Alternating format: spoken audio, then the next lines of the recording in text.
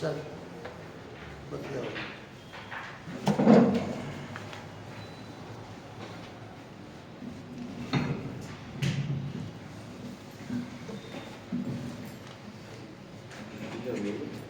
ઓમ નમઃ શિવાય ઓમ નમઃ શિવાય ઓમ નમઃ શિવાય નમો શિવાય નમો આયુર્વેદ નમો ઉર્જાય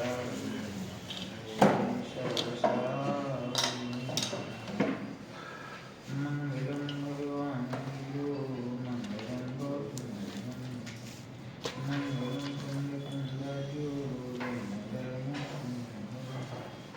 सर्वमंगलमांगल्यं सर्वकल्याणकारकं प्रधानं सर्वधर्माणां जयं जयतु शासनं जयं जयतु शासनं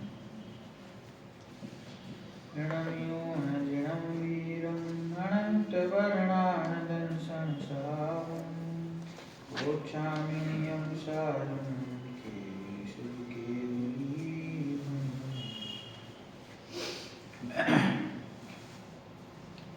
नियम सार ग्रंथ जीव अधिकार पान नंबर 40 અને 41 17મી ગાથાની અંદર મનુષ્યોના અને એની સાથે સાથે ચારે ગતિના જીવોને જે વ્યંજન પર્યાય પ્રાપ્ત થાય છે એનું કથન કરતા એમના ભેદો બતાવ્યા કે મનુષ્યના બે ભેદ છે, કર્મ ભૂમિજ અને ભોગ ભૂમિજ. નારકીના 7 ભેદ 7 પૃથ્વીની અપેક્ષાએ જાણવા. તિર્યંચોમાં પર્યાપ્તક અને અપર્યાપ્તકની અપેક્ષાએ 14 પ્રકારના ભેદ બતાવ્યા અને દેવ સમૂહ દેવ ગતિમાં 4 પ્રકારનો ભેદ કરવામાં આવ્યો: ભવનવાસી, વ્યંતર, જ્યોતિષ્ઠ અને કલ્પવાસી. બરાબર. આ પ્રમાણે અહીંયા વિભાવ પર્યાય વ્યંજન પર્યાય છે એની ચર્ચા પૂરી થાય છે. હવે એ ચર્ચા પછી આચાર્યદેવે એમ પણ કહી દીધું કે કોઈને આમાં વિસ્તારમાં રુચિ હોય તો એને લોક વિભાગ એટલે કે કર્ણાનુયોગના એવા ગ્રંથો કે જેની અંદર આની લોક વિભાગની ચર્ચા હોય 3 લોકના સ્વરૂપની, ત્યાંથી એનો અભ્યાસ કરવો જોઈએ. બરાબર. હવે આગળ 40મા પાનાની છેલ્લી લીટી છે. હવે આ બે ગાથાઓની ટીકા પૂર્ણ કરતા ટીકાકાર મુનિરાજ 2 શ્લોકો કહે છે. 2 શ્લોક આવે છે. હવે એ 2 શ્લોકમાં આ 17મી ગાથામાં 4 ગતિઓની ચર્ચા આવી તો એ અપેક્ષાએથી એનો આધાર લઈને આચાર્ય દેવ અહીંયા શું ભાવ વ્યક્ત કરે છે. બહુ સરસ ભાવ છે, એ આપણે વાંચીએ છીએ. જિનેન્દ્ર પરમાત્માની ભક્તિ, એ ભક્તિના કારણે આ વ્યવહારનું કથન અહીંયા આવે છે. એ ભક્તિના બળથી આ જીવ છે એને જન્મ અને મરણ રૂપી સંસારનો નાશ થાય છે એવો ભક્તિનો ભાવ અહીંયા આચાર્ય દેવે વ્યક્ત કર્યો છે. એ આપણે વાંચીએ છીએ. 28 નંબરનો કળશ છે, પાનું નંબર 41. થોડી સંધિઓ વધારે છે, વાંચશું આપણે. મંદાક્રાંતા છંદ છે. સ્વર્ગે વાસ્મિન મનુજ ભુવને ખેચરેન્દ્રસ્ય દૈવા. સ્વર્ગે વાસ્મિન મનુજ ભુવને ખેચરેન્દ્રસ્ય દૈવા. જ્યોતિર્લોકે ફણપતિપુરે નારકાણાં નિવાસે. જ્યોતિર્લોકે ફણપતિપુરે નારકાણાં નિવાસે. અન્યસ્મિન વા જિનપતિ ભવને કર્મણાં નોસ્તુ સૂતિઃ. અન્યસ્મિન વા જિનપતિ ભવને કર્મણાં નોસ્તુ સૂતિઃ. ફરીથી. અન્યસ્મિન વા જિનપતિ ભવને કર્મણામનો સુસુતિઃ અન્યસ્મિन् વા જિનપતિ ભવને કર્મણાનો સુસ્તુતિઃ ભૂયો ભૂયો ભવતુ ભવતઃ પાદપંકેજ ભક્તિઃ ભૂયો ભૂયો ભવતુ ભવતઃ પાદપંકેજ ભક્તિઃ. જો શું કે છે અર્થ? હે જિનેન્દ્ર, દૈવ યોગે હું સ્વર્ગમાં હોઉં, પેલી પંક્તિ છે ને, સ્વર્ગે વા અસ્મિન મનુજ ભુવને ખેચરેન્દ્રસ્ય દૈવાહ.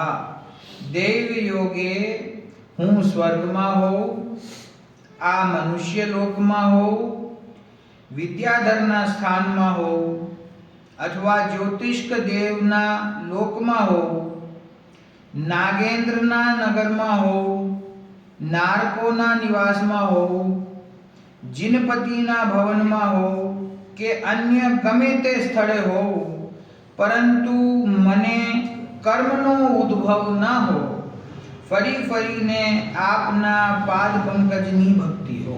આ ભગવાનની ભક્તિનો ભાવ અહીંયા છે કે હે ભગવાન, હું કોઈ પણ ગતિમાં હો, પરંતુ હવે ભવિષ્યમાં મને આ પૂર્વ કર્મના ઉદયથી તો મને આ ગતિ પ્રાપ્ત થઈ છે, પણ જે પણ ગતિ પ્રાપ્ત થઈ છે, આગળ ભવિષ્યમાં હવે મારે સંસારમાં રહેવું નથી.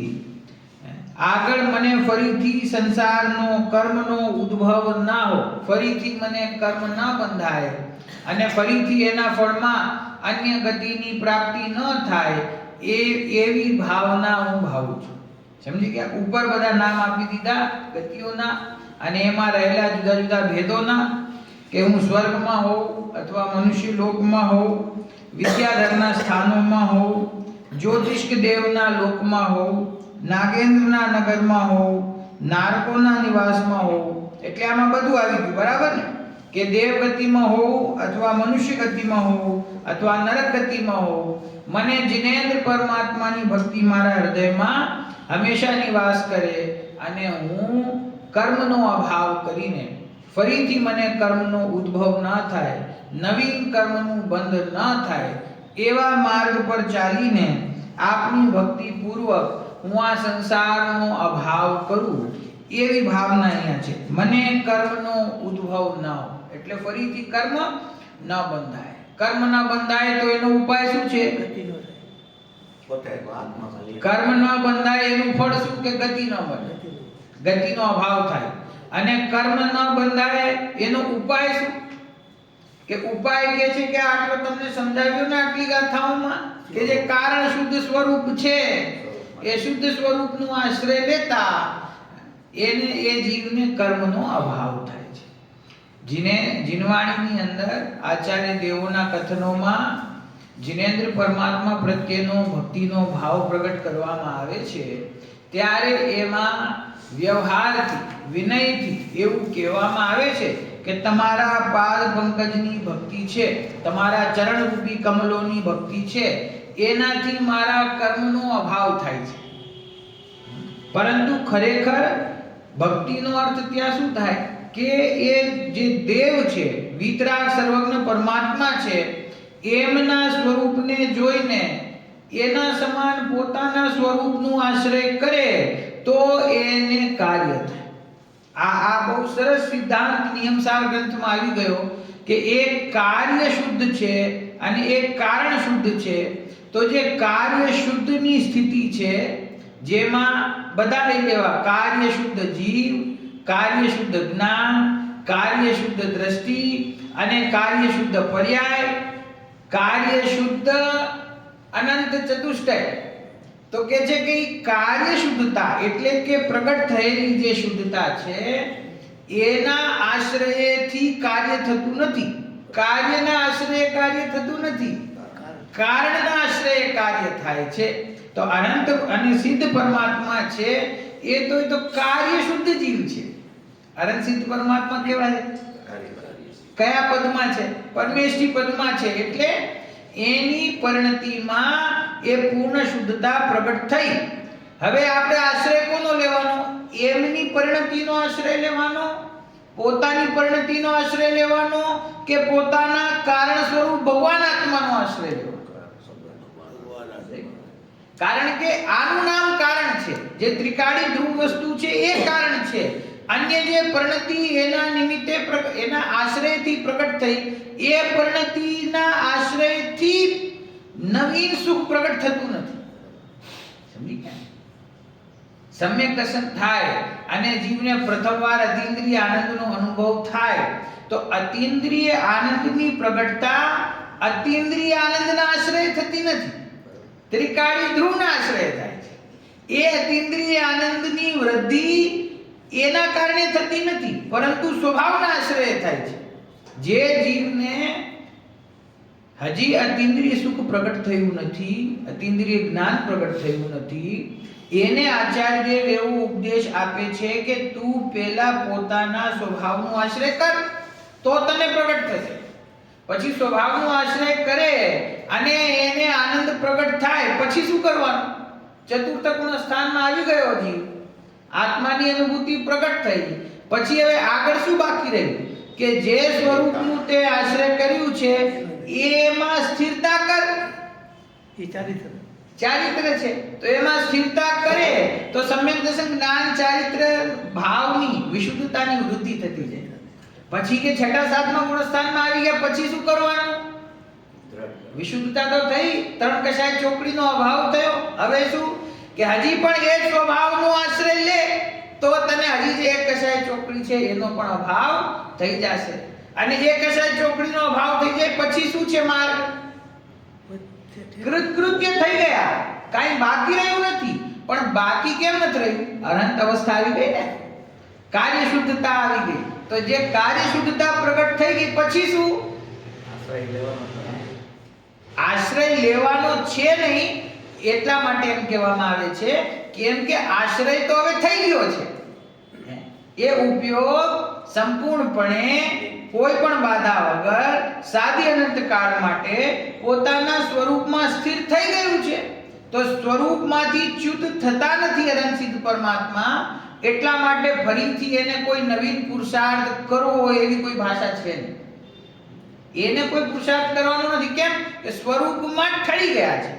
તો કહેવાનો અર્થ શું છે કે ચતુર્થ ગુણ સ્થાન પ્રગટ કરવા માટે જે પુરુષાર્થ છે ત્યાંથી પ્રારંભ કરીને અને સાદી અનંત કાળ માટે સુખી રહેવા માટે ઉપાય એક જ છે કે પોતાના ત્રિકાળ ભગવાન આત્માનું પરમ પારનામિક ભાવનું જે આશ્રય લે છે એને જ પ્રગટ થાય છે શુદ્ધતા, એને વૃદ્ધિને પ્રાપ્ત થાય છે, એને જ પૂર્ણતા થાય છે.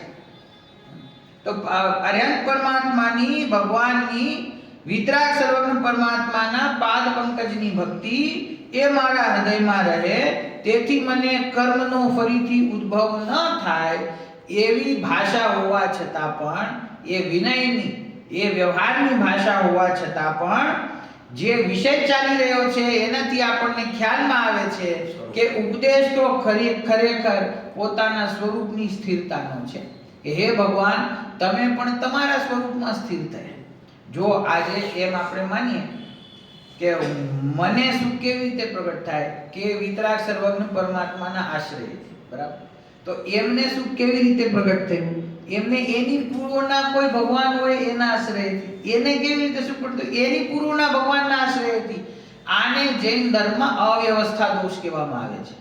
આ અવ્યવસ્થા છે. એક દ્રવ્ય બીજા દ્રવ્યના આશ્રયથી સુખી થાય એમ ક્રમથી પાછળ જતા જઈએ તો કોઈ દિવસ પાર આવે નહીં. અવ્યવસ્થા દોષ છે. પ્રત્યેક જીવ પોતાના સ્વરૂપના આશ્રયથી સુખી થયો છે. આ વ્યવસ્થા છે. આમાં કોઈને કોઈની પરાધીનતા નથી. મને મહાવીર પરમાત્માના આશ્રયથી સુખ મળે તો મહાવીર પરમાત્માને પછી પાર્શ્વનાથ ભગવાનથી સુખ મળવું જોઈએ, પાર્શ્વનાથ ભગવાનને નેમિનાથથી સુખ મળવું જોઈએ. તો એ તો કોઈ દિવસ એનો પાર જ ના આવે. સમજી? આ સ્વતંત્રતા થઈ. આ સ્વતંત્રતા છે. આ જીવની સ્વતંત્રતા છે. ભગવાન એમ કહે છે કે મેં મારા સ્વરૂપના આશ્રયથી આ અતિન્દ્રિય સુખને અતિન્દ્રિય આનંદ પ્રગટ કર્યું છે. જો તમારે પણ એ પ્રગટ કરવું હોય તો માર્ગ હું બતાવું છું, પણ એ માર્ગ ઉપર ચાલીને તમારે આશ્રય તો તમારા સ્વરૂપનો લેવાનો છે, મારું નહીં. આ એક જ ધર્મ એવો છે દાદા જગતમાં જ્યાં ઈશ્વર એમ કહે છે કે મારો આશ્રય ન લેતા તમે પોતાનો આશ્રય લેજો. બાકી તો બધી જગ્યાએ ઉપદેશ એવો છે કે જે મારી શરણમાં આવે એ સુખી થઈ જાય. તો એમની શરણમાં જવાથી શુભ ભાવ થશે. શુભ ભાવથી સ્વર્ગ આદિનું બંધ થશે, સ્વર્ગમાં જશે, લૌકિક અનુકૂળતા મળશે, પણ મોક્ષ માર્ગમાં આગળ નહીં વધશે. મોક્ષ માર્ગનો જે સાચો ઉપાય દેવશાસ્ત્ર ગુરુએ બતાવ્યો છે એ માર્ગ ઉપર ચાલીને પોતાના આત્માની પ્રાપ્તિ કરે તો ખરેખર સાચી અરિહંત પરમાત્માની પંચ પરમેષ્ઠીની ભક્તિ કહેવાય. બરાબર? એ જ ભાવ અહીંયા 28મા કળશમાં આચાર્ય દેવે વ્યક્ત કર્યો છે. હજી એવો જ એક કળશ હજી આવે છે 29 નંબરનો, એ પણ આપણે વાંચીએ છીએ. પેજ નંબર 41 છે. શાર્દૂલ વિક્રીડિત છંદ. નાનાનૂન નરાધિનાથ વિભવા, અડધું બોલજો, લાંબી પંક્તિ હોય છે ને.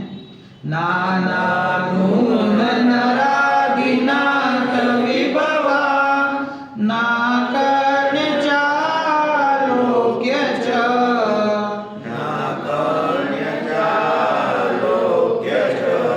ત્વં ક્લેશનાસી મુધાત્ર કિમ જડમતે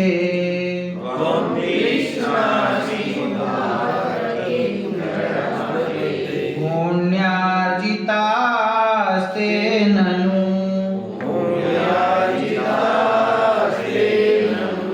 તચ્છક્તિર્જિનનાથ પાદ કમલા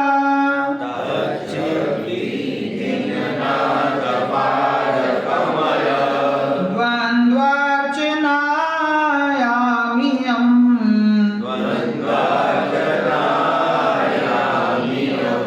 ભક્તિસ્તે યદિ વિદ્યતે બહુવિધા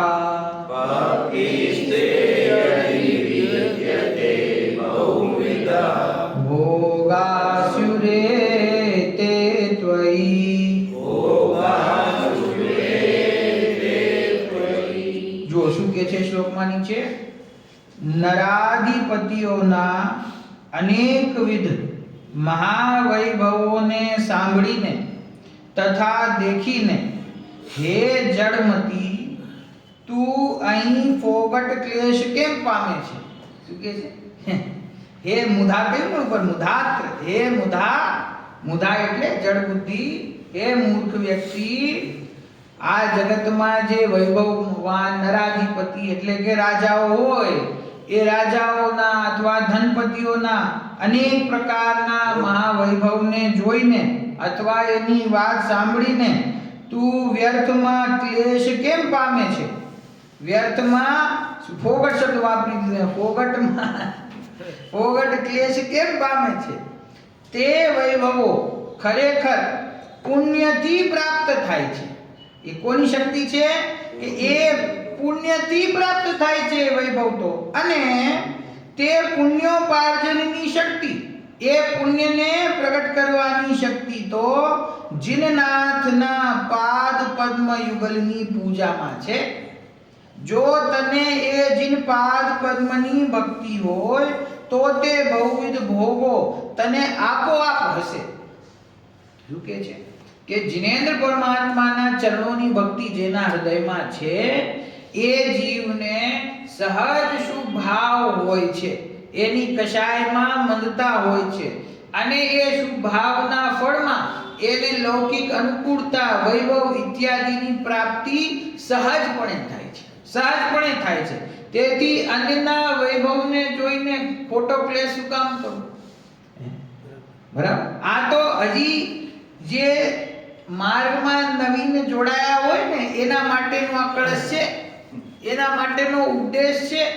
ખરેખર તો જે વિતરાગ માર્ગ ઉપર આગળ વધવાની ઈચ્છા રાખનારનું મુક્ષુ છે એને આ બાહ્ય વૈભવમાં, પાંચેન્દ્રિયના વિષયોમાં કોઈ એને પ્રાપ્ત કરવાની ઈચ્છા, એનો રસ ખરેખર હોતો નથી. એના પૂર્વ કર્મના ઉદયે એને સહજ અનુકૂળતા પ્રાપ્ત થાય છે, એ અનુકૂળતામાં એ રહે છે, પરંતુ એ નવીન આને ને આને હું પ્રાપ્ત કર્યા કરું, પાંચ ઇન્દ્રિયના વિષય ભોગ એકત્રિત કર્યા કરું, એને જ ભોગ્યા કરું, એવી ઈચ્છા ખરેખર સાધર્મીને હોતી નથી અને હોવી ના જોઈએ. બરાબર? આ તો એક સહજ પુણ્ય વ્યવસ્થાની વાત છે કે ભાઈ આમાં એક વાત એ સમજવાની છે કે ધન વૈભવ ઇત્યાદિની પ્રાપ્તિ કોઈ વ્યક્તિ એમ સમજે કે અમારી બુદ્ધિથી થાય છે, અમારા પ્રયત્નથી થાય છે, અમારા પુરુષાર્થથી થાય છે, તો ખરેખર એ જગતમાં એવી વ્યવસ્થા છે. કેમ કે મહેનતથી જો પૈસા મળતા હોય ને, એ લૌકિક આચરણમાં, લૌકિક વ્યવહારમાં ગમે તેવો ઉપદેશ મળતો હોય, ઉપદેશ દેવાવાળા ઘણા છે કે મહેનત કરો તો પૈસા આવે ને મારો તમારો ભાગ્ય તમારા હાથમાં છે ને કેટલોય ઉપદેશ મળે. હે ઓલા કેવા સ્પીકર કહેવાય, મોટિવેશનલ સ્પીકર, પછી તમને મોટિવેશન આપે પૈસા કમાઓ, તમારા ખર્ચા વધારો તો તમારે વધારે પૈસા કમાવાની તમને ઈચ્છા થાય. ઘણી જાતનો ઉપદેશ છે અને મહેનત કરવા વાળા ખૂબ મહેનત કરે છે. પણ એ મહેનતથી ધન મળતું હોય તો જગતમાં કોઈ ખરેખર ગરીબ હોય જ, કોઈ નિર્ધન હોય જ નહીં. મહેનત તો બધા જ કરી રહ્યા છે. બુદ્ધિ વાપરવાથી મળતા હોય તો પણ કોઈ નિર્ધન ના રહે. બુદ્ધિ પણ બધા પોતપોતાની યોગ્યતાથી વાપરે છે. પણ ખરેખર પૂર્વ પુણ્યનો ઉદય એને ના હોય, કર્મનો એ પ્રકારનો, તો એ જીવને પોતાની ઈચ્છા મુજબ ધનાદિકની વૈભવની પ્રાપ્તિ થતી નથી. અને કોઈકને પુણ્યનો ઉદય હોય તો કાંઈ આવડતું ના હોય, કાંઈ મહેનત ના કરતો હોય, એક લોટરીની ટિકિટ ખરીદીને એમાં 2 કરોડ રૂપિયા મળી જાય. તમે આખું જીવન મહેનત કરો તો 2 કરોડ ભેગા ના થાય. કોઈકને ક્યાંકથી અજાણ્યા રિલેટિવ હોય, એ તમને મળતા જાય ને તમારા માટે મૂકી જાય તો તમને પૈસા મળી જાય. તમે કંઈ કર્યું ના હોય તો એ પુણ્યનો ઉદય છે ને. એના માટે બુદ્ધિપૂર્વક તમે કંઈ પુરુષાર્થ કર્યો. અને વેપારમાં, બિઝનેસમાં, શેર માર્કેટમાં બુદ્ધિ વાપરીને, ક્લાસમાં શીખીને ઘણી જાતના પ્રયત્ન જીવ કરતો હોય, પણ પાપનો ઉદય હોય તો એમાં પૈસા ડૂબી જાય છે. તો એનો અર્થ શું છે કે કોઈ તારા પુરુષાર્થ કરવાથી પૈસા આવતા નથી. પૈસા તો પૂર્વના પુણ્યના ઉદય આવે છે. બરાબર? એમાં વર્તમાનમાં જે કર્તૃત્વ બુદ્ધિ છે, એ કર્તૃત્વ બુદ્ધિને સાથે જોડીને પૂર્વના પુણ્યનો ઉદય અને વર્તમાનની કર્તૃત્વ બુદ્ધિ, તો એને એમ થાય કે મેં મહેનત કરી એટલે પૈસા. હે સમજી ગયા? આ કોઈ પણ હોય, ગમે તેટલા મોટા હોય ને, અદાની હોય કે અંબાની હોય, રોજ તમે સાંભળો કે દુનિયાની ટોપ 10 ની લિસ્ટમાં છે. પછી શું થાય? એક દિવસ સવાર પડે ને શેર માર્કેટ નીચે જાય એટલે કે ટોપ 100 માંથી પણ એનું નામ બહાર નીકળી ગયું. જે પહેલા ટોપ 10 માં હતા 2 દિવસ પહેલા, પછી ટોપ 100 માંથી પણ નીચે આવી ગયા. એ કેવી રીતે થયું? થાય છે ને. એની બુદ્ધિ, એનો વેપાર, એનું કામ તો એને છે. એક દિવસમાં એવું શું બદલાઈ જાય? પણ બદલાઈ જાય છે. તો આ તો એના પૂર્વના પુણ્યના અથવા પાપના ઉદય છે, સાતાનો ઉદય છે. એ પ્રમાણે એ જીવને એ વિષય ભોગની પ્રાપ્તિ થાય છે. એવા વિષય ભોગની ઈચ્છા વિતરાગ માર્ગમાં આગળ વધનારાને હોતી નથી. અને કે છે કદાચિત કોઈને એવો ભાવ હોય પણ તો કે છે કે એ પહેલા એ સમજવું કે આ પૈસા આવે છે ક્યાંથી? કે મહેનતથી નહીં પણ પુણ્યથી આવે છે. અને પુણ્ય આવે ક્યાંથી? પુણ્ય આવે ક્યાંથી? તો કે જીનેન્દ્ર પરમાત્માના ચરણ કમલની જે જીવ ભક્તિ કરે છે એને પુણ્ય બંધાય છે. બરાબર? ઈ ભક્તિ કેવી કે મને ધન વૈભવ પૈસા મળે એવી ઈચ્છાથી ભક્તિ કરે તો પાછા ન મળે. સમજી ગયો? એવી ઈચ્છાથી કે મને આ લૌકિક વિષયોની પ્રાપ્તિ થાય. અન્ય મતમાં કેવું છે? માન્યતા માંગવી. માન્યતા એટલે શું કે હે ભગવાન મારું આ કામ થઈ જાય તો હું તમને આ ચડાવીશ, આ કામ થઈ જાય તો આ કરી દઈશ. સમજી ગયો? તો જે પૂર્વથી જ 5 ઇન્દ્રિયના વિષયોની ઈચ્છા લઈને ભગવાન પાસે આવ્યો છે, એના મનમાં ખરેખર કશાય ભાવ મંદ છે કે તીવ્ર છે? તીવ્ર છે ને. તીવ્ર કશાય ભાવ છે તો એ કર્મ કેવા બંધાય? અશુભ ભાવ થયા ને તો કર્મ પણ એ પ્રકારના બંધાય છે. અને ઉદયમાં આવે ત્યારે અનુકૂળતા મળે કે પ્રતિકૂળતા છે ને. પુણ્ય કમાવાની પણ સાચી રીત માણસોને ખબર નથી. લૌકિક ફળની ઈચ્છાથી પુણ્ય કરવા જાય તો ખરેખર પુણ્ય થતું નથી. આ તો ઈમાનદારીથી જેને ખરેખર જિનેન્દ્ર પરમાત્માના ગુણો પ્રત્યે અનુરાગ છે, વિતરાગતા, સર્વજ્ઞતા જેવા ગુણોમાં અનુરાગ છે, ભગવાનના સ્વરૂપની જેને ભક્તિ છે, આવું જ સ્વરૂપ મારું છે એવું જેને જ્ઞાન વર્તે છે, એ જીવને સહજપણે પુણ્ય બંધાય છે અને એ પુણ્યનો ઉદય આવતા એને લૌકિક સુખ સામગ્રી મળે છે. તો એમાં અન્યની સુખ સામગ્રી જોઈને ખોટો ક્લેશ ન કરવો કે એની પાસે કેમ આટલું ને અમારી પાસે કેમ નથી. એ પૂર્વના પુણ્યના ઉદય છે. વર્તમાનનો પુરુષાર્થ તો ખરેખર એમાં કાંઈ કામ આવતો નથી. જે કર્મ સિદ્ધાંત છે આપણો, કર્મ સિદ્ધાંતથી આપણને ખ્યાલ આવે કે જે કર્મ બાંધ્યા હોય તો એનો જે આબાદા કાળ છે એ ઘણો લાંબો છે. પોતાના કશાય ભાવ મુજબ એ કર્મની સ્થિતિ બંધાતી હોય છે અને એ વર્તમાનમાં હું જે કાર્ય કરું છું કશાય ભાવ સાથે કરી રહ્યો છું, તો જે કર્મ મને બંધાય છે એની સ્થિતિ હજી ઘણી લાંબી છે, એ તો હજી ઉદયમાં જ આવ્યા નથી. આમાં શું છે કે ધર્મનો જે સાચો માર્ગ અને લૌકિક વ્યવહારમાં ચાલતી વાતો એમાં ઘણો વિરોધ છે. આ ભાવનું આ ભાવમાં જ ભોગવવું પડે છે, એવું કઈ જરૂરી નથી. કદાચિત એવું બની શકે કે આ ભાવમાં કોઈ કર્મ તમે કર્યા હોય એનો ફળ આ ભાવમાં જ આવે. ક્યારે બને ખબર છે? જેટલી કશાયની મંદતા પૂર્વક એ કાર્ય થયું હોય, કશાયની મંદતા હોય તો શું થાય કે એમાં એને સ્થિતિ જે છે એ ઓછી બંધાઈ હોય, ઓછી બંધાઈ હોય તો એની સ્થિતિ પૂરી થાય તો એ કર્મ ઉદયમાં આવી જાય. પણ તીવ્ર કશાય પૂર્વક, સંકલ્પ પૂર્વક ઈ પાપ ભાવ કરતો હોય અને એમ ઈચ્છે કે આ ભાવમાં જ એનું ફળ આવી જાય તો એ ના. સમજી? આ વ્યવસ્થા છે કર્મની, આ વ્યવસ્થા. અને આના સિવાય ન્યાયથી બીજું કાંઈ બેસતું નથી, ન બેસે. જો આ રીતે કર્મ સિદ્ધાંતને સ્વીકાર ન કરે ને તો આ જગતની વ્યવસ્થા જ ન બેસે. બાળકનો જન્મ થયો, હજી એને શું કર્મ કર્યા છે આ ભાવમાં? કાંઈ નથી કર્યા ને. તો એક બાળક ગરીબના ઘરમાં જન્મે છે, એક બાળક રાજાના ઘરમાં જન્મે છે, એનું કારણ શું? એક સુંદર છે, એક સુંદર નથી, એનું કારણ શું? એક સ્વસ્થ છે, એક અસ્વસ્થ છે, એનું કારણ શું? એમાં એના પૂર્વ કર્મનો ઉદય ડેફિનેટલી છે. એનાથી કોઈ ન્યાયપૂર્વક ન પાડી શકે ને, છે ને. તો જ્યારે જન્મ લેતા બાળકની શરીરની સ્થિતિ, માનસિક સ્થિતિ, એને બહારમાં મળવાવાળા સંયોગ એ પૂર્વ કર્મના ઉદયથી છે. એ જ રીતે આ લગભગ આ ભાવની અંદર તમને જે કઈ અનુકૂળતા પ્રતિકૂળતા મળી રહી છે એ બધી પૂર્વ કર્મના ઉદય છે. સમજી ગયા? પાર્શ્વનાથ મુનિરાજ દીક્ષા લેતા કમઠનો ઉપસર્ગ થયો. કેવી રીતે થયો? આ તો અંતિમ ભાવ છે ને એમનો. અંતિમ ભાવમાં મહાપુણ્ય સાથે, સાતિશય પુણ્ય સાથે જન્મ લીધો છે ને. એમની તો સાક્ષાત સ્વર્ગના દેવો સેવા કરી રહ્યા છે. ઘરમાં આવે ત્યાંથી લઈને મોક્ષ પ્રાપ્ત થાય ત્યાં સુધી દેવો પંચકલ્યાણક ઉજવે છે. સ્વર્ગનો ઇન્દ્ર પણ એમની ભક્તિ કરવા આવતો હોય અને કમઠ નામના એક દેવને એવો ભાવ આવે કે હું આમની ઉપર ઉપસર્ગ કરું, એ કેવી રીતે બને? એ વર્તમાન ભાવમાં એમને શું એવું અશુભ કામ કર્યું છે કે જેના ફળમાં એના ઉપર ઉપસર્ગ થાય છે? કાંઈ નથી. પૂર્વનું છે ને. તો એ પૂર્વમાં બાંધેલા જે કર્મ છે એ વર્તમાનમાં ઉદય આવે અને એના નિમિત્તે જીવને બહારમાં આ ઈષ્ટ અથવા અનિષ્ટ સંયોગોની પ્રાપ્તિ થાય છે. બરાબર?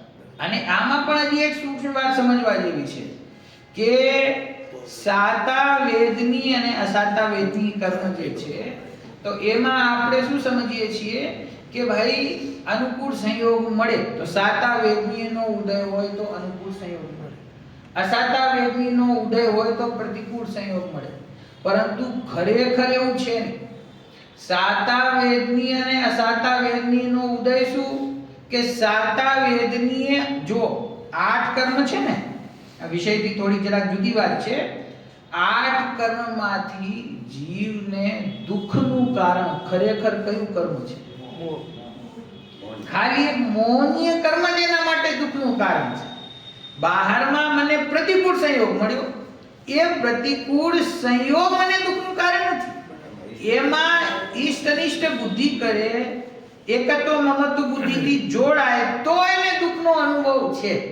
તો સાતા વેદનીનો ઉદય હોય અને અનુકૂળ સામગ્રી મળે અને એમાં એમ માને કે મને જો કેટલા મારી પાસે પૈસા છે, કેવો સરસ વેપાર છે, હું કેટલો ધની માણસ છું, હું કેટલો સુખી માણસ છું, એને મોહની કર્મના ઉદયના નિમિત્તે વિપરીત શ્રદ્ધાપૂર્વક પાંચ ઇન્દ્રિયના વિષયોમાં આમપણું કરીને પોતાને સુખી માને છે, તો એ સુખી થાય, તો એને સાતા વેદનીનો ઉદય કહેવાય. પ્રતિકૂળ સંયોગમાં મને હું કેટલો દુખી છું એમ માને તો એને અસાતા વેદનીનો ઉદય છે. બાકી મજૂર હોય, એને સુકાયેલી રોટલી સાંજે મળે ખાવા માટે અને ખાઈ પીને સંતુષ્ટ થઈને સૂઈ જાય કે કાલનું કાલે જોશું, કાંઈ ચિંતા નથી, તો એને સાતા વેદનીનો ઉદય છે. અને અદાણી અંબાણી એમ થતું હોય કે આ મારી એક મલ્ટિપલ કરોડ્સની આટલી મારી સંપત્તિ છે, કાલે સવારે શું થશે, ઘટી તો નહીં જાય ને, હું વિશ્વમાં નંબર 1 ઉપર છું, 2 નંબર ઉપર તો નહીં આવી જાઉં ને, તો એને અસાતા વેદનીનો ઉદય છે. એ સાતા વેદની નથી. કેમ કે આકુળતા અને નિરાકુળતા તો અહીંયા અનુભવી રહ્યો છે ને, સંયોગ તો બધા બહાર છે. જેને આકુળતાનો અનુભવ થઈ રહ્યો છે એને અસાતા વેદની છે, જેને નિરાકુળતા અનુભવાઈ રહી છે એને સાતા વેદની છે. આ લૌકિક આકુળતા નિરાકુળતાની વાત કરું છું, આત્મિક આનંદની નહીં. બરાબર? તો ખરેખર કે છે કે અન્ય જીવોને જે વૈભવ પ્રાપ્ત છે એને જોઈને તું શું કામ ક્લેશ કરે છે? જરૂરી નથી કે જેને વૈભવ છે એ સુખી છે. જેને બાહ્ય વૈભવ પ્રાપ્ત થયેલું છે તે અંદરથી પણ સુખી હોય એવું જરૂરી નથી. અને આવો વૈભવ તો જ્ઞાન પરમાત્માની ભક્તિ હૃદયમાં હોય તો પુણ્યનો ભાવ જીવને સહજ બંધાય છે. એના ફળમાં આવા વૈભવ તો સહજપણે પ્રાપ્ત થાય છે, આપોઆપ થશે. શું લખ્યું છે? તે તો બહુવિધ ભોગો તને આપોઆપ હશે. ખરેખર તો કશાયની મંદતાથી, શુભ ભાવથી આ પ્રકારના પુણ્યનો ઉદય જીવને સહજપણે આવે છે. બરાબર? જુઓ હવે 18 નંબરની ગાથા છે. વિષય અહીંયા હવે બદલાય છે. હવે અહીંયા જીવના કરતા ભોગતાપણાની વાત થઈ રહી છે. એની ચર્ચા અહીંયા હવે એકદમ વિષય અહીંયા બદલાઈ ગયો છે. જીવના સ્વરૂપની વાત કરી, એના લક્ષણ રૂપ જ્ઞાન અને દર્શનની વાત કરી, એની પરિણતિની વાત કરી. બરાબર? હવે અહીંયા આ જીવ અધિકાર છે, એ જીવ અધિકારની આ અંતિમ ગાથાઓ આવી ગઈ છે. એમાં હવે જીવની સાથે એના કયા ભાવો જોડાયેલા છે એની ચર્ચા અહીંયા આવે છે. ગાથા નંબર 18, પાન નંબર 41, પ્રાકૃતમાં. કર્તા ભોતાદા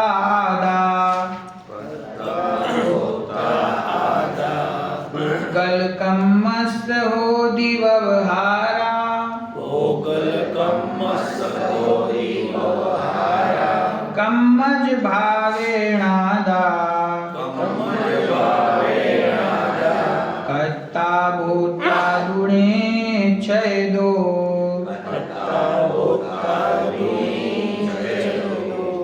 આત્મા કરે વળી ભોગવે ઉદગલ કર્મ વ્યવહારથી ને કર્મ જનિત વિભાવનો કરતાદિ છે નિશ્ચય થકી.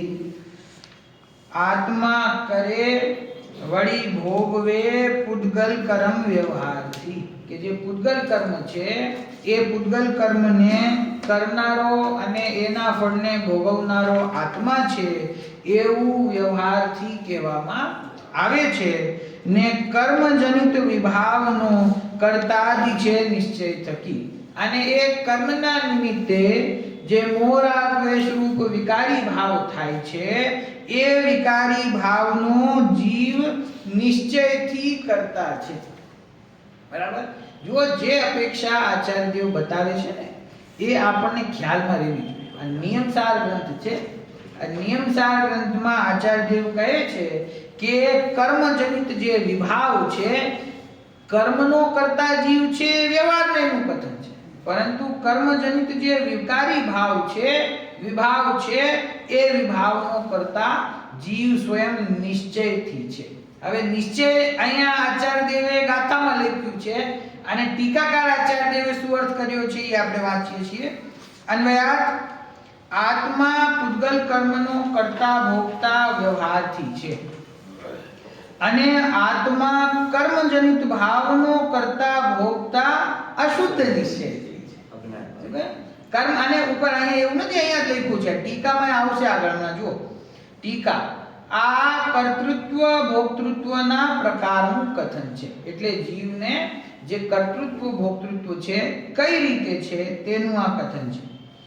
આત્મા નિકટવર્તી અનુપચરિત અસદભૂત વ્યવહારમયથી દ્રવ્ય કર્મનો કરતા અને તેના ફળરૂપ સુખ દુઃખનો ભોગતા છે. બરાબર, આજુ આખો નિશ્ચય વ્યવહાર અહીંયા આવી ગયો.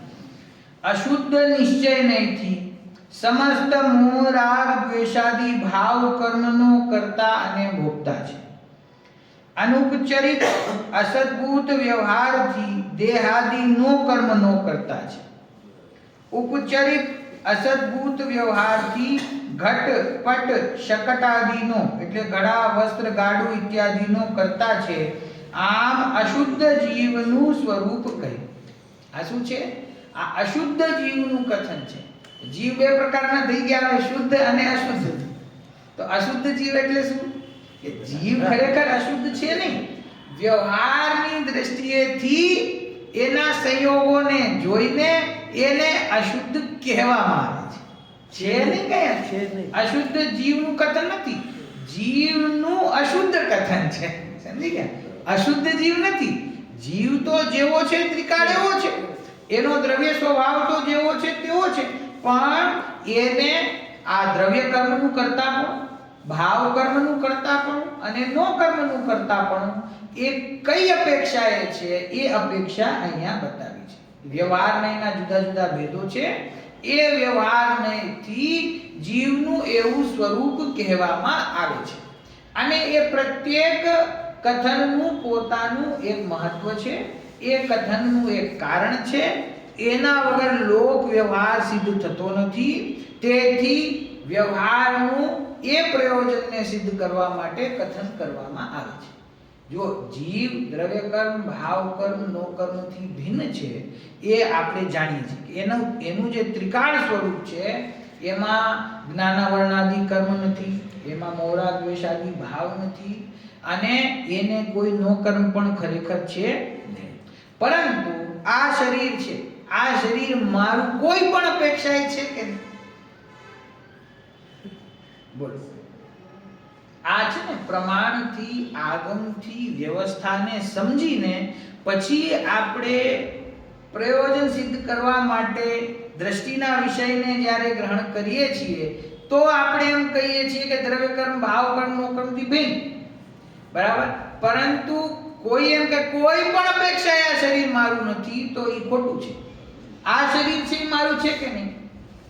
બોલો દાદા.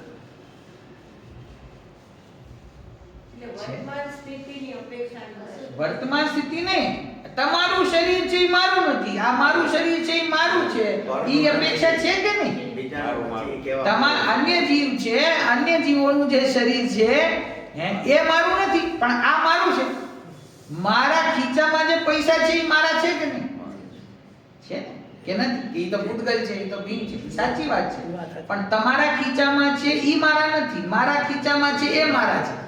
તો એ અપેક્ષા છે કે નહીં? પોતે ન્યાયથી ઉપાર્જિત જે ધન છે એનો સ્વામી જીવ પોતે છે ને.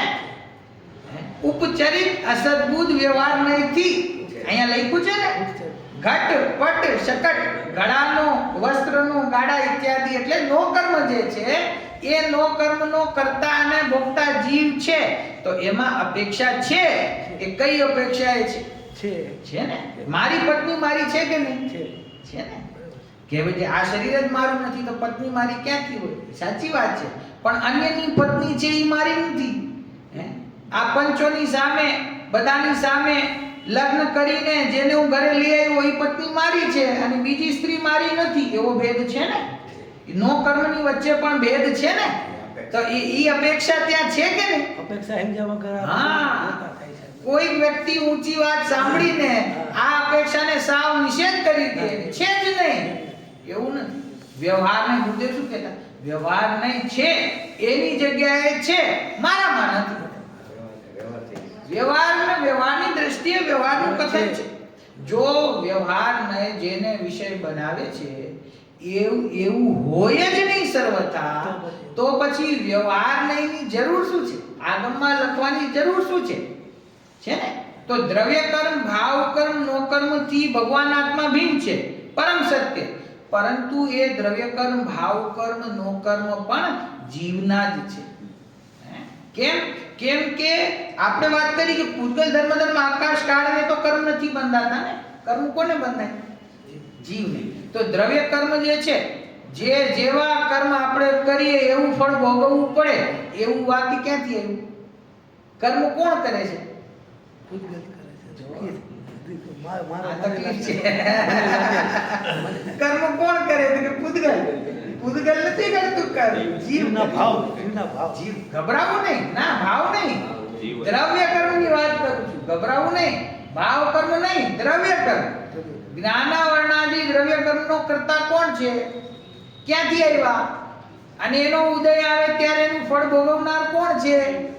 જીવ છે. એ નહીં આપણે શું કામ ગભરાવું? આચાર્ય દેવ ઉભા છે ને આપણી પાછળ, એને શું કહ્યું?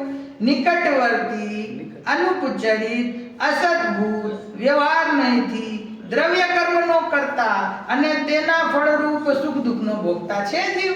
અનુચરિત વ્યવહાર. આચાર્ય દેવે કહ્યું કે છે, ગભરાવું નહીં. વ્યવહાર ને છે ને, અસદભૂત વ્યવહાર નહીંથી એ દ્રવ્ય કર્મ. અરે દ્રવ્ય કર્મ તો નજીક છે હજી.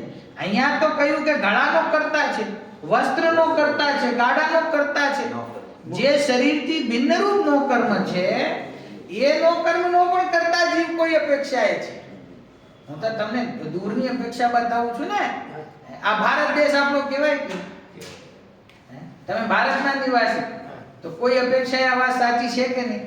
કે આપણે તો શરીર જ આપણું રહેવાનું સ્થાન નથી, તો પછી ગુજરાત શું ને ભારત શું? સાચી વાત છે. અપેક્ષા જોઈ. પણ ઈ ભારત દેશ છે ઈ પણ તમારું છે, ગુજરાત પ્રદેશ છે ઈ પણ તમારું છે, મોરબી નગર છે ઈ પણ તમારું છે, મોરબીમાં તમારું જે ઘર છે ઈ પણ તમારું છે. છે ને કોઈ અપેક્ષા? કઈ અપેક્ષા છે? ઉપચરિત અસદભૂત વ્યવહાર ને. ગભરાવું શું કામ? કેવા પૂરતા? હે? કેવા પૂરતું નથી હો. છે. એટલે એરપોર્ટ જઈને ઉપર વાત કરો તો ખબર પડે કે ક્યાંના નિવાસી, ક્યાં સિટીઝન ક્યાંના, કે ઇન્ડિયાના. તો કેવા પૂરતા કે ખરેખર કે આ પાસપોર્ટ છે મારી પાસે ઇન્ડિયાનો, હું ઇન્ડિયાનો જ છું, એમાં એનું હાલે કેવા પૂરતું? કેવા પૂરતું નથી. આ સાચું. કેમ? વ્યવહારના સ્થાને સાચું છે. સાચું છે. જ્યાં જગ્યાએ છે એ અપેક્ષા છે. આ એટલા માટે સમજાવું છું, વ્યવહારની મુખ્યતા કરવા માટે નથી સમજાવતો, પરંતુ એનું જે ચાર પ્રકારના ભેદ સહિત જે સ્વરૂપ છે એ સ્વરૂપ ખ્યાલમાં રહેવું જોઈએ. કેમ કે કથનની અપેક્ષા આચાર્ય દેવે કહી છે અને આપણા ખ્યાલમાં ના હોય તો આપણે શંકા ઊભી થઈ જાય કે અહીંયા એમ કે છે ઘડાનો કરતા છે, શરીરનો કરતા છે, દ્રવ્ય કર્મનો કરતા છે, નો કર્મનો કરતા છે. કઈ રીતે કરતા છે? માંડ તો એટલું શીખા કે કરતા નથી. હવે અહીંયા નિયમસારમાં આવીને તમે એમ કહો આચાર્ય દેવ કે કરતા છે, તો અમને તો શંકા થઈ ગઈ કે શંકાની વાત જ નથી. અપેક્ષા, કઈ અપેક્ષા એ વાત થાય છે એ ખ્યાલમાં હોય તો ત્યાં કોઈ શંકા છે નહીં. વ્યવહાર નથી એવું કથન છે. જે અનુપચરિત અસદભૂત એટલે જે મારી સત્તામાં નથી પરંતુ નજીક છે એવા દ્રવ્ય કર્મનો કરતા અને તેના ફળરૂપ સુખ દુઃખનો ભોગતા જીવ છે. પછી અશુદ્ધ નિશ્ચય નહીં, સમસ્ત મોહ રાગ દ્વેષાદી ભાવ કર્મનો કરતા ને ભોગતા છે. અશુદ્ધ મોહ રાગ દ્વેષનો કરતા છે ને. કોઈ એમ કે ના હું તો રાગનો કરતા નથી, હું તો રાગથી સર્વથા ભિન્ન છું. જો તું રાગથી સર્વથા ભિન્ન છો તો અનાદિકાળથી આજ સુધી આ 4 ગતિ 84 લાખ યોનિઓમાં તું કેવી રીતે ભટકી રહ્યો છે? તું આ દુઃખી કેવી રીતે થઈ રહ્યો છે? વર્તમાનમાં દુઃખનો અનુભવ તને શું કામ થઈ રહ્યું છે? તું જો રાગથી ભિન્ન છે, અજ્ઞાન તારામાં નથી, કર્મ તાર તને બંધાયા નથી, નો કર્મ તારું નથી, તો તું પછી દુઃખી શું કામ છે વર્તમાન? બોલો. અશુદ્ધ નહીં થઈ હે? તો કે અશુદ્ધ નિશ્ચય નહીંથી જીવ એનો કરતા છે. એટલે અશુદ્ધ નિશ્ચય નહીંની દ્રષ્ટિએ આ જેટલા પણ વિકારી ભાવો છે એ વિકારી ભાવ આત્માના ભાવો છે. એ રાગ દ્વેષના જે પરિણામ છે ને એને સમયસાર ગ્રંથમાં જીવના ચૈતન્ય અનુવિધાયી પરિણામ કયા છે. ચૈતન્ય અનુવિધાયી, જે જ્યાં જીવ હોય છે ત્યાં જ એવા ભાવો થાય છે. ઉદ્ગલ ધર્મ આકાશ કાળમાં તો નથી થતા ને, ચૈતન્યમાં થાય છે. તો જે ચૈતન્ય આત્મા છે ત્યાં જ વિકારી ભાવ છે. જો ભાવ કર્મને અધ્યાત્મમાં પોતાના ત્રિકાળ સ્વભાવની અપેક્ષાએ કોઈક વખત જડ પણ કહેવામાં આવે. રાગનો ભાવ છે એ ચૈતન્ય છે કે જડ છે? તો ગુરુદેવનો શિષ્ય એમ બોલે કે જડ છે. રાગનો ભાવ છે એ જડ છે. પણ આગમમાં પ્રમાણની દ્રષ્ટિએ સ્વરૂપનો અભ્યાસ કરતા મોરા દ્વેષના વિકારી ભાવો છે એ ચૈતન્યના ભાવો છે, જડના ભાવ નથી. તમે 7 તત્વમાં 2 પ્રકારે ભેદ કરો: દ્રવ્યાશ્રવ, ભાવાશ્રવ. દ્રવ્ય બંધ, ભાવ બંધ. દ્રવ્ય સંવર, ભાવ સંવર. દ્રવ્ય નિર્જરા, ભાવ નિર્જરા. દ્રવ્ય મોક્ષ અને ભાવ મોક્ષ. હવે મને કહી દો દ્રવ્ય બંધ એટલે શું, અથવા દ્રવ્ય આશ્રવ એટલે શું? દ્રવ્ય આશ્રવ, આશ્રવ એટલે શું? કર્મનું આવવું. દ્રવ્ય આશ્રવ એટલે જળ કર્મનું આવવું. અને ભાવ આશ્રવ એટલે તો પછી મોરા દ્વેષના પરિણામને દ્રવ્યાશ્રવની શ્રેણીમાં કેમ ન રાખી દીધા? ઈ જડ છે, મારાથી ભિન્ન છે, તો એને દ્રવ્યાશ્રવ જ કહી દેવાય ને. એના નિમિત્તે ઈ ભાવ આશ્રવ છે. જ્ઞાનવર્ણાદિ કર્મોનું આવીને એક ક્ષેત્રાવગારૂપ સત્તામાં જીવ સાથે બંધાઈ જવું એ દ્રવ્ય બંધ છે. અને જીવનું એ ભાવો અજ્ઞાનનું ભાવોમાં રોકાવું એ ભાવ બંધ છે. તો એ જે અજ્ઞાનનું ભાવ છે એ જડ છે કે નહીં? જડ નથી, ચૈતન્ય છે. જે મોરા દ્વેષના ભાવ છે તે જડ નથી, ચૈતન્ય છે. જે સંવરનો ભાવ છે એ ચૈતન્યનો ભાવ છે, ભાવ સંવર. જે ભાવ નિજરા છે એ ચૈતન્યનો ભાવ છે. એ શું કામ એમ કહ્યું કે એ ચૈતન્યમાં પ્રગટ થાય છે, એ જડમાં પ્રગટ થતા નથી. આ આગમ છે. આ અશુદ્ધ નિશ્ચય નહીંનું કથન છે. અશુદ્ધ નિશ્ચય નહીંથી જીવ મોરા દ્વેષ પરિણામનો કરતા છે. અને એનું જે ફળ આવે એનો ભોગતા પણ છે. આ નરક ગતિ છે, તિર્યંચ ગતિ છે. તો નરક ગતિમાં કોણ જાય છે? જીવ જાય છે કે ખાલી એનું શરીર જાય છે? કે એના કર્મો જાય છે? કોણ જાય છે? નરકમાં દુઃખ મળે કોને મળે?